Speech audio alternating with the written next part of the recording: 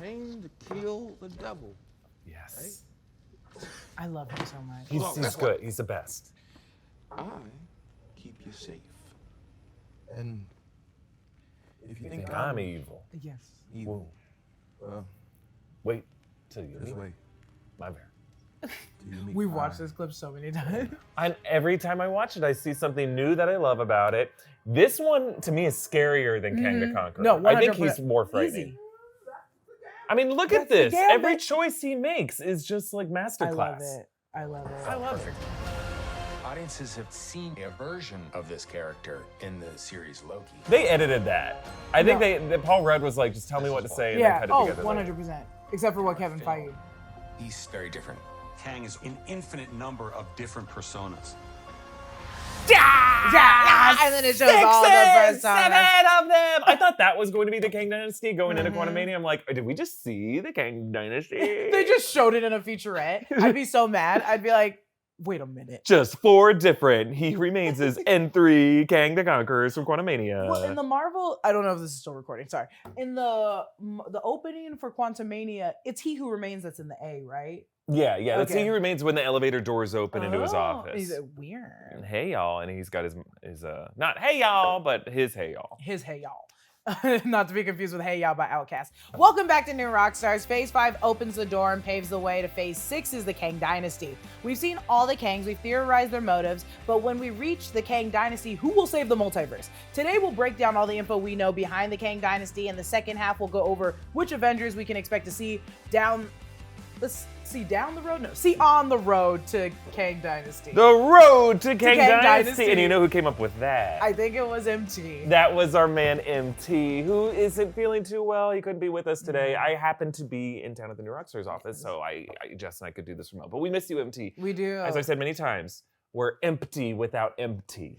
But on the plus side, you get to name the entire episode and kind of pitch the entire episode. So, and this is Inside Marvel, New Rockstars weekly Marvel reaction show. And I'm Jessica Clemens, and Eric Voss is here, and this seat is Hi. open for MT. I know. We pour one out for it. No, I'm not going to pour water. Yeah, on but the we- rug. we- This rug has been through a lot. If you've Yeah, seen the there's break already room. like a wet spot. It's kind of like, you know that weird hole that opened underneath the quartersteps guy and yes. and just randomly cartoon hole. That's what's about to open down here. So just don't you wait. stand A here. giant fart will come from the ground. Just you wait. Just you wait. Be sure to check out nerdriot.shop, where you can always grab the latest and greatest New Rockstars gear. Right now, you can check out our new line of merch inspired by The Mandalorian Season 3. Grab it. Go grab it. I'll grab go it, grab it. From The Mandalorian Ooh. Season 3, Eric is grabbing it right now. It's hung Shit. up. Mm. Look at our bad boy. Look at this. Look at our little man. Thank you. This is QVC now.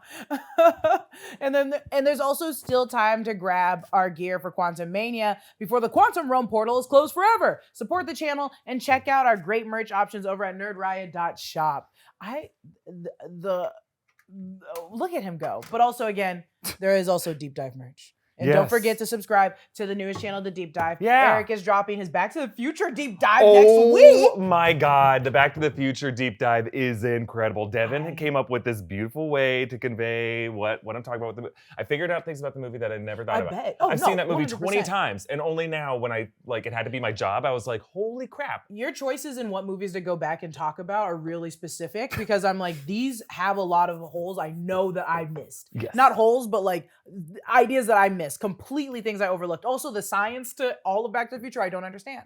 So I will be watching this breakdown for Easter eggs and understanding. And you can let go of the science. I think that's the real truth of Back to the Future is it's the one time travel movie that cares the least about the time travel mechanics. And that's what makes it 100%. so great. Maybe they just started it. Okay, but anyways, let's get inside Marvel on the Kang Dynasty and the road to it. Yeah. So the Kang Dynasty was announced almost 8 months ago, and following the death of He Who Remains in Loki Season 1, Marvel announced that Phase 5 and 6 ultimately will revolve around our big-bad-Kang and his sublime variants. The road to the Kang Dynasty is up for some theorizing, but there's so much release we can work with, so let's try to piece some things together so we're all on the same page of where the MCU train is going. I'll summarize what we know from interviews, publications, and the Marvel movies so far, and then we can stop and discuss as needed. How's that? Love it. Okay, so first, which we kind of already all are aware of because we just saw Quantumania. So we know that he's appeared in Loki and Quantumania as He Who Remains and Kang the Conqueror, with a post-credit scene teasing what everyone believes to be the Scar Centurion, Immortus, Ramatut, and Victor Timely, along with an arena full of Wild Kang. So we know that whatever happens here,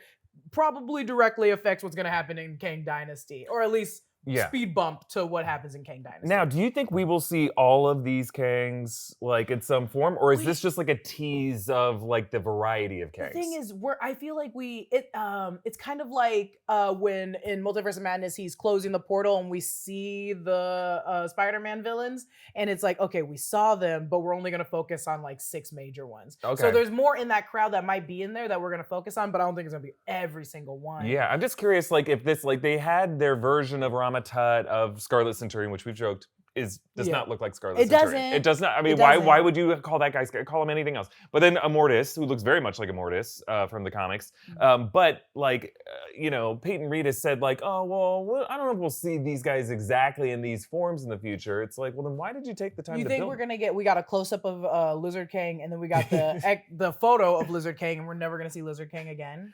Well, there is a reptilian Kang from Mesozoic 24, from Earth Mesozoic 24, and I think that might be him. I think that's the idea, and we do not need to see him again. He's a big weirdo. He's a big weirdo. I do. With that being said, let's go to the next one because I want to see him again. Shang-Chi's director, Destin Daniel Cretton, is tapped to direct the Kang Dynasty and is to be written by Jeff Loveness. What's the connection between Shang-Chi's Destin Daniel Cretton to the Kang Dynasty so far? So yeah, we have MT that made a video about he's made a couple of videos about the color, comparing how like Shang-Chi's is orange to Kang's purple, but also the 10 rings being something that Kang created or stole from Wenwu in the past. And I do think that's still a theory between the 10 rings and Kang the Conqueror still is sound. It still makes sense. I think there is some link between the 3 things, like the 10 rings, the bangles, and Kang. Yeah, I think there's 100%. Some kind of link among those 3 things. And yeah, I do think there's that. I also think like the 10 rings having the pulsing beacon, we've speculated it could tie to Multiverse of Madness. It didn't. Or it could tie to Galactus or something from the Fantastic Four. I think it's it's tied to Kang in some way. Or the Kang Dynasty, that's like part of their alert beacon. And it could also tie into the Kree, the Marvels. That's what I'm thinking too. I'm that's the plus side to all of this is like, I throw logic out the window for a minute. And when I say that, I mean every Kang can exist in any form. So it's like we had Rama Tut, we had a Pharaoh. What other historical element is going to be another Kang? And which kind of also leads me to this: if He Who Remains could weaponize Elias, do you think there's a Kang variant that could have weaponized the Dweller in Darkness? Oh, absolutely. In fact, the Dweller in Darkness could be like some form of Elias that escaped. Exactly. Or a variant of Elias. A variant of Elias. Does the Dweller in Darkness? Does he have variants? I mean, the Dweller in Darkness is supposed to exist like in between timelines, right? Or in between universes. He's some kind of like antimatter that exists that devours matter and turns it into nothingness. So I think it's hard to say what the Dweller in Darkness even is because they didn't even give him a full name. It was like their name for him. So all we know is that he came from like Ta-Lo, and they mentioned that there was dimensions beyond that he came from. But yeah, I think there could be a connection between them. I think that's like where a lot of my questions always wind up is like, what's the difference between the dimensions and the multiverse and their connection? Because I'm like, there could still be a Kang. If there is a Kang that I pitch this, don't know how true this could be. If Kang is actually Chthon and created the oh my god and created the Darkhold, and cursed Wanda. I mean, that's so fascinating. But it's just like, because I'm just like, if there's so many variants, what happens when we come across the variant that doesn't know science but is a mystic arts or knows chaos magic or something else? That's a good point. I mean, Marvel's really gonna have to, they got a lot of work to do to define what things Kang is the man behind the curtain of and what things he had nothing to do with. And the things he had nothing to do with, why? Why didn't he touch those? What was he afraid of, or what was he not powerful enough to touch? 100%. I do think with the connection for the Shang-Chi director and the Kang Dynasty will definitely still be within those rings, though. I think that is sound. I think that's the key. I think that's a good key. And if it isn't written down now, it will be written down in a movie coming up. In an interview with comicbook.com, Loveness did a bunch of interviews lately, a bunch of them, and he talks about Kang Dynasty. The writer of Quantumania's Jeff Loveness said, I think for these bloodthirsty fans, there's a little movie called Avengers Kang Dynasty. I think he'll bring the heat. He also mentioned in an interview with Variety, I think we really have an opportunity to have a passionate, vulnerable villain on a crusade against himself, and the Avengers are in the way. Do you know how that meaty both those things are? Okay, so for the first part regarding he'll bring the heat, he's talking about burning people out of time? Is it meta? It has to be a metaphor. I think so. I mean, bring the heat. There's a lot of like sports metaphors with that, right? But like, I think burn them at a time. That's the language they're using around Kang. Is it's like a burning sensation that leaves a burn scar. It's scalding someone. It's cauterizing a wound, right? Dashiell, he's the one who brought the heat in defining what cauterizing is. That is true. A couple weeks ago. But yeah, I think he is going. I want to see the Kang in action. I think to me the most exciting couple frames in Quantumania was when we flash to Kang in some alternate timeline that Janet is seeing. Yes. It's some burnt out forest. His eyes are lit up, his scars are lit up, and people are screaming as they're getting vaporized. And I want to see what it means to Kang physically to burn someone at a time. Because it's not a macro perspective, it's a micro perspective. He is in these timelines going person by person, in my opinion, vaporizing load-bearing people 100%. that need to be there for that timeline to make sense. So he kills specific people to do it. I was gonna say, so he literally, when you say burning people at a time, it's like, I'm literally zip and you're gone, you're dead. You're dead out of this existence. Do you think every Kang is gonna have that ability? Every Kang variant? And that's why he said they're gonna bring the heat? It's like every Kang is going to have some form of burning people out of time. I think every Kang is deadly. I mean, look, if you have the ability to manipulate timelines, you can come up with like a laser that comes up out of your hand. Like, I don't think that's that hard to imagine that they can vaporize someone. It's not that hard to vaporize someone. I mean, if we can master multiverse travel, you can vaporize someone. I think it's the willingness. Are they willing to go that far? And as Kang the Conqueror, he has no barriers. He, in his mind, the ends justify the means. He's got like a Thanos terrorist mindset of, I have to cull the multiverse down because too many incursions are killing the multiverse. So I have to like population cull and I have to population control. There you go. So in his mind, it's a will. Like he's basically killing as many people as he can to prevent the multiverse from. So anyway, there's a lot that adds. No, I was like, there's a lot that actually goes into this, and it's coming up because he says a lot of stuff. So after again, I want to reiterate his last quote that he said was, I think we really have an opportunity to have a passionate, vulnerable villain on a crusade against himself, and the Avengers are in the way. And then later in that same interview, he mentions, in regards to the Avengers movies, this is a day where we need these guys, and this is a threat we cannot handle alone. And this is a seismic shift in the world. This is a generational event, and our old generation is gone or retired or scattered. So it compels a new generation to stand up. So he's already talking about, for Kang Dynasty, that we're going to get a new generation of Avengers. Who are those new I think we can assume it's like the young, because when you say generation, it means people. It means like a time of people. It's not, because if he was just saying, hey, it's a different time, he would have said it's a different time. But he said generation specifically. So is he putting like Yelena, Kate Bishop, is he putting Cassie in Kang Dynasty to fight the Kangs? Yeah, I think Kang Dynasty is going to be that generation 2 of Avengers that we've introduced in Phase 4. And I mean, I think that also includes She-Hulk, right? Yeah, she's a Gen 2 of, if you consider Bruce Banner the first generation. So I think this is going to be the lineup of it. But I think you'll still have some Gen 1. Like, I think you'll have a Peter Parker in there. I think you'll have a Doctor Strange. Well, and he still fits into the word generation because he's still a baby. So, yeah, or not that's a baby, true. but That's he's still he's a a kid, yeah. But He was a Gen 2 to Tony Stark in some ways. Yeah. I think when I'm saying the keyword generation, I think he's like, genuinely, most of the new people that we've been introduced to are very young. But there will be a Captain Marvel. There will still be a Monica Rambeau. Sure. It's just like the amount of young people to older people is significantly higher. Can I ask you to speak as freely as you feel you can? Ow. You okay? Yeah. How excited are you by an Avengers Kang Dynasty by that particular lineup of Phase 4 Avengers? Not that excited. Thank you for being honest. I feel the same way. Excited. They're going to have to be very careful which of them they include and which of them they bench. We get into, hold on to this, you guys. Okay, I keep getting ahead of you. I'm sorry. Our second part is about which Avengers are going to be a major threat and why they are going to be the reason for the Kang Dynasty. Okay. Because I think there are major ones. Because, like, for instance, America Chavez, who can just jump multiverses, is probably a huge target for a Kang. I would think Kangs are like, we need to go after this girl that can literally just rip and bring people into every multiverse. But I think that is a young person that I would like to see in the Kang Dynasty because it's so compelling, makes sense.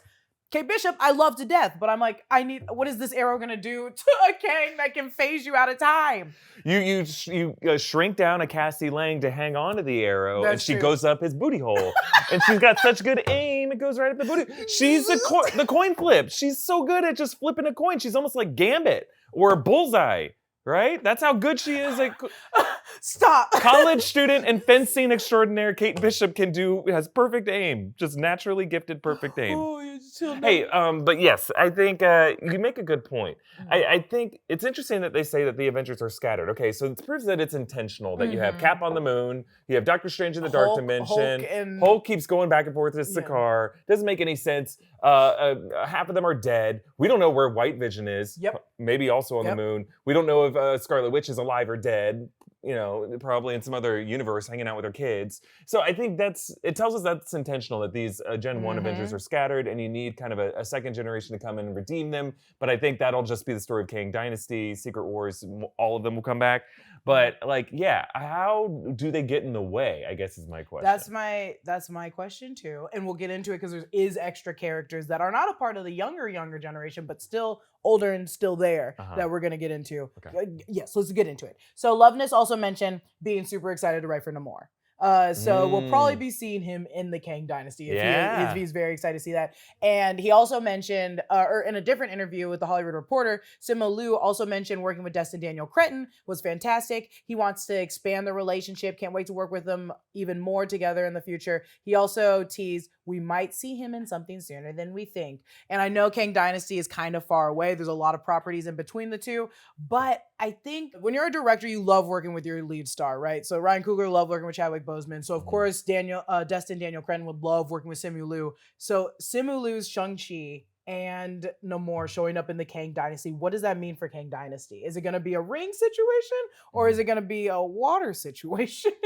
I think we'll see historical battles, right? Yeah. I think that's what Namor's old, right? Yeah, he's super old, and we didn't really know what he did in all of his time, but he's been linked with Talokan forever. I think this is Namor's opportunity to do some historical what ifs. He can prevent the colonialism that led to his people, and he's gonna be like, well, wait, that leads to my people being where they are right now. So what do I do now? Kang is gonna put him in these kind of impossible scenarios of what would you have preferred? Yeah, I really want to see those scenarios play out because it seems like what we got from Black Panther Wakanda Forever, he genuinely is like, I'm not coming out of the water unless you guys come into the water. Until you mess with my people is when I come out. I don't care about anything above the water. I don't care about anything on land. So what does one of the Kang variants do that alters him? Unless they shift something in the world so majorly that the entire water and the oceans just wipe on the land. It depends if you're going to look at it from the aquatic perspective, absolutely. If you look at it from the mutant perspective, it's a different conversation because Pharaoh Rama-Tut, we later learned why he went back to ancient Egypt to become Pharaoh Rama-Tut is he was trying to tie in with the history of Ensaba-Nur, the first mutant on Earth, Apocalypse. So if Kang is retconning the history of the MCU to genetically imprint mutant kind into existence, that could either erase or alter some way Namor's timeline. Because Namor has the X gene, we assume, as a mutant. So Namor could be the representative of mutant kind in Kang Dynasty. And that's why he's so tied in. Oh my God, I love that. I'm here for that. Or if Kang was because in, didn't he kind of want to make Apocalypse's heir take over him? What if there is a Kang that's I'm gonna own Namor. I'm gonna take him under my wing. And I'm not like that. But no, he's gonna be I want him to be my heir because he did the same thing. Immortus basically did the same thing with Scarlet Witch. He was this woman is very powerful. I need to make sure she's on my side. I think that will be a lot of situations where Kang isn't dumb enough to be I can do this on my own. He's gonna be no, I should recruit this guy. I should recruit White Vision. I should recruit Adam Warlock. He's gonna recruit a bunch of people. Oh, lastly for publications and interviews, Loveness compared Kang the Conqueror to Magneto, stating he loves Magneto. He said that Magneto lost a lot, and by the end of his arc, when he finally raged, we kind of understood why, right? We were on Magneto. There's a reason we understand Killmonger's anger. We understand Magneto's anger. Right. With that being said, should we expect to see Kang lose and lose and lose again? Then by Kang Dynasty, we get the ultimate worst version of Kang, and he just destroys everything. Could he potentially be setting up a new battle world? Oh, well, yes. I do think they're setting up a new battle world.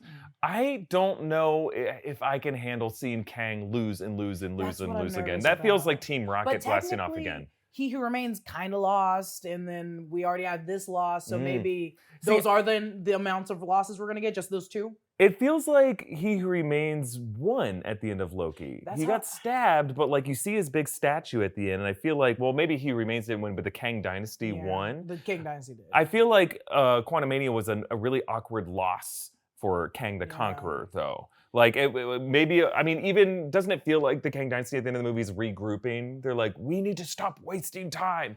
Like, I was bummed to see Kang the Conqueror lose. Yeah. I want to see Scott Lang die. I want to see him. I want to see him win and die. Win, Scott Lang die. But I do think there's so many Kang variants, like especially in Loki. If we see like 12, they're not all gonna succeed. So maybe those count as losses, like in episodic, just episodes. How we're gonna probably see a couple of Kangs not make it. Can we see just one sequence in one of these movies where it's like Doctor Strange versus Dormammu in the Dark Dimension where Doctor Strange dies and in the same shot, another Doctor Strange respawns right behind him? That's what I want for Kang. I would love that. I want a That'd be fun. whack-a-mole Kang moment where That'd it's be just very like, you fun. thought you killed me, I'm right behind you What right if now. that is what Doctor Strange and Clea start doing? They just keep doing that. They That's just their keep wiping them. That's their role playing. That's let me get involved. So we'll get back to Inside Marvel, but first we'd like to take a moment to thank all of our sponsors that help bring Inside Marvel to you. If you want to have any chance of defeating Kang in the upcoming Avengers Kang Dynasty, you're gonna want to get a good night's sleep. And here at New Rockstars, we love our sleep time with Helix, and we have for many years. Helix makes premium mattresses and bedding that are customized to fit your needs and conveniently shipped right to your door. Do you know how heavy this box is? It's shipped to your door. You just gotta drag it in. Which Helix mattress is right for you? Don't worry about it. Helix made a sleep quiz that matches your unique body type and sleep preferences to the perfect mattress for you. Based on your different sleep positions and firmness preferences, they have something for everyone's unique taste. And if you sleep with your partner, you can take the sleep quiz together and find something that's perfect compromise for both of you, which is needed. One person sweats too much, one person's too cold. Figure it out. The best part about all of this is that Helix delivers your mattress right to your door. I tell you guys, it's very important. And with free shipping in the US. Plus, Helix has a 100-night sleep trial, so you get more than 3 months to make sure that you love it, or you get a full refund. Helix mattresses have a 10-year warranty. That's a decade. And they even offer financing options and flexible payment plans, so a great night's sleep is never too far away. I love my Helix, and I think you would too. If you're looking for a new bed, check out Helix. You can click the link below or go to helixsleep.com/InsideMarvel to get 20% off your Helix mattress, plus 2 free pillows. That's helixsleep.com/InsideMarvel. Hey, we also want to thank Hover for sponsoring this episode. If you've ever thought about starting your own business or creating a brand or sharing what you know with the world, the first step is finding a domain name to get you off the ground. Hover makes creating a domain name super simple. You don't even need to know what you're doing to get started because Hover provides easy-to-use tools, a straightforward user experience, and if you ever need help, their super friendly support team is there to guide you. Give them a call and a real-life person will assist you. Hover is a trusted and popular choice amongst millions of people launching any kind of brand or blog or business. They even provide domain names that go beyond the standard .com. You can really make your endeavors stand out with extensions like .shop, .tech, .art, and more. They have over 400 domain extensions. Hover's Connect feature makes it so simple to connect your domain name to lots of website builders with just a few clicks. If you're ready to get your ideas online, Hover has the domain name to make it happen. Head on over to hover.com/Marvel to get 10% off your first purchase. That's HOVER.com/Marvel for 10% off your first purchase. Perfect. And for our second portion of this video, which might go a little bit quicker than the first, what could stop the Kangs and Kang Dynasty? I've spoken about this before in one of my videos. Generally speaking, of the MCU characters we have so far, what do we think is like a major threat to Kang? Because those characters we should expect to see in Kang Dynasty. People like Wang, Doctor Strange, Clea, America Chavez, even Moon Knight, as long as it's Khonshu's there. Because I think they can reach like a supernatural level, but also if Khonshu ran into Ramatut, he probably knows all of his weaknesses. Oh yeah. So I think that would be a great portion. Of the Phase 4, we have like the Eternals, Black Panther, Spider-Man, Jack Russell from Werewolf by don't Night. forget about him. Don't forget about him. I feel like people forget. That's why I added him in they here. sleep on him. They sleep on him, and he's a werewolf. Can you imagine? Do not sleep You on saw a werewolf. You don't sleep on an. First off, don't sleep on a werewolf. Secondly, you saw what those ants did to Kang. A werewolf? I know. He could tear up 3. Okay, either Bite way. right through that armor. Don't forget about Jack Russell from Werewolf by Night, She-Hulk, Miss Marvel, and then I put etc. for the rest. And etc. Who do you think will be major threats to Kang or appear in Kang Dynasty? And also keep in mind the movies that are expected in Phase 5 and 6 that I didn't include, like the Fantastic Four. Right, yes. I think they're going to be a major threat They have to because be. Reed Richards always has that nuclear option of, I will kill myself and cut off the bloodline to Kang. And I think he'd be willing to do that. He's like, I will eradicate myself out of existence if it means that Kang doesn't be able to. So I think that will always be the that'll always be the nuclear option that That's they have. why it has to be Doctor Doom. That's okay. That's why it has to be Doctor Doom. Because Doctor Doom wouldn't do that, but Reed would. I think Reed would. Or he says, I will kill myself and I will kill my 2 children and I will kill my wife. And they're like, Dad, do we get a vote in this? And he's like, no. But no, I think, yes, that's an option. I think characters with mysterious apocryphal origins.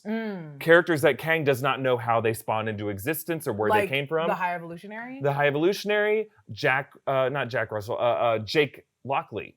Moon Knight's, one of Stephen Grant's alters. That's true. Because I don't think Kang is an expert in mental health. I don't think he goes to therapy. He clearly does not. He is not trained in these things, in these phenomena. So he's not going to know where an alter truly comes from because that's a secret known only to Stephen Grant and to Mark Spector. What trauma created Jake Lockley? I don't think we will ever find that out. Until somehow that's secret. So you think that's going to be a huge threat to Kang. You think he'll be prepared for it is Jake.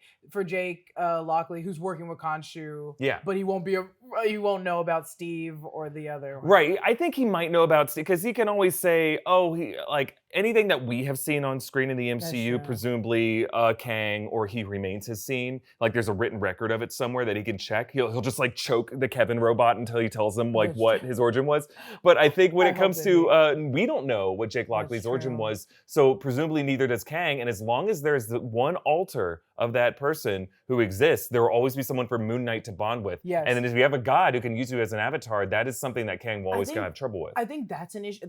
I genuinely, out of all of the Kangs, I'm so excited to see more for Ramatut in that situation, especially because he has to be aware that there's gods using people as vessels. He's got to be aware of the Ennead. He wants to be the one to destroy them probably. He's like, they're going to interfere with what I'm doing. Right. And the fact that he used Alexander the Great as like an influence for the character, I think he was buds with Alexander the Great. He knows that Alexander the Great was one of Amit's avatars. And maybe Kang was his right hand man who was like, hey, you don't need Amit. Amit's crazy. And then that was his trick to be like Alexander the Great. And Alexander the Great could have been this immortal figure, and Kang's like, okay, I need to undo this conqueror so that I can be the great conqueror. So yeah, I think that, and then I think lastly, the ultimate, this is going to sound trite, I think, in a word, love. Love will be she has the thing. to be. Mistress love and just the concept of love. Kang cannot feel love, and until I think the way they'll end up defeating Kang and Kang Dynasty and Secret Wars is by getting him to actually, truly, selflessly love Renslayer by letting her go. And then that will be like, okay, I don't need to be this madman anymore. I can just be a normal person and die someday. That's interesting that Phase 4 was like, what's love? What's death if not love persevering or whatever? And then this is just, what's love?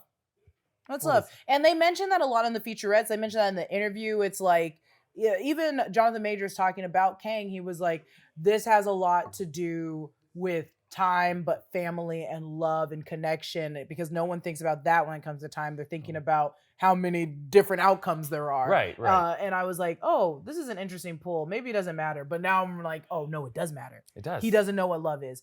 That's why I think generally, like, him and the High Evolutionary is going to be best friends. Because they're going to be like, we don't have that bone that's sympathy or empathy. Right. We don't care.